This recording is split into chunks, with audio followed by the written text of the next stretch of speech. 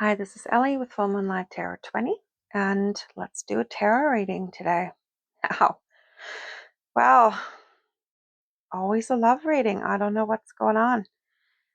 I have a Queen of Pentacles here who has two people coming in.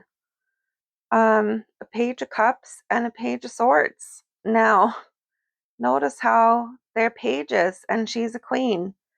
So, I feel like these could be people who are younger than her, who are less mature, who are definitely less emotionally mature, less established in their life than she is. The Queen of Pentacles is a person who is very abundant. She has a balance between her business work life and her family life, and she's very fulfilled and very prosperous. So for these two people to come in, they really need to have something great to offer her, right? Because she's really great on her own. She doesn't even need anybody. Doesn't mean she doesn't want anybody. But what can those two guys offer her? So the Page of Cups, this is a person who is kind of a hopeless romantic, idealistic, water signs, Cancer, Pisces, Scorpio. Doesn't have to be, but the cup cards are really resonating with the water sign energy because they're very emotionally charged, very emotional people, can be very intuitive, very artistic. So this is someone holding a cup of love and they're offering it to this queen. But I find it funny how they kind of have their backs turned to each other. Whereas the Page of Swords is standing more, looking more towards her direction. But now the Page of Swords, this is not someone, the sword suits, they don't wear their heart on their sleeve. They really don't. They're very intellectual people. These are people who are truth seekers.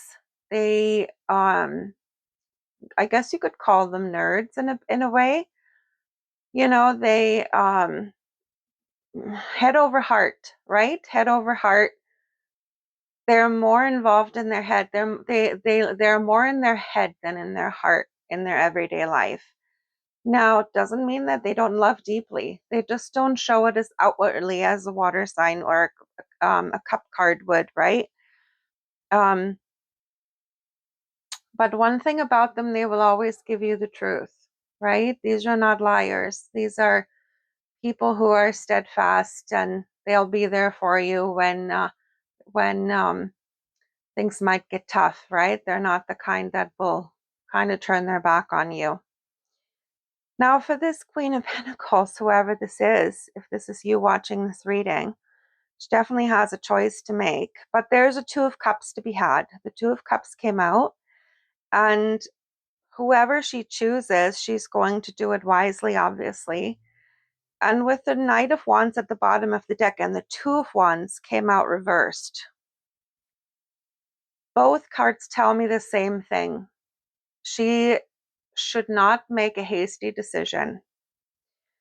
Because the Two of Wands is usually a card of planning, right? This is not a card of making hasty decisions, making any foolhardy choices, not jumping into something without thinking about it, right? So, especially upside down, like when it's reversed like that, be cautious. Don't make any hasty decisions. Really think this through. And the Knight of Wands, I don't see it as a person.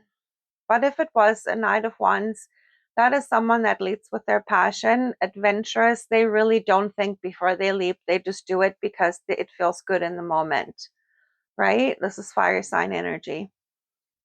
Very much just follow, be adventurous, and get the most out of life without thinking about the consequences of their actions, which is really not the greatest.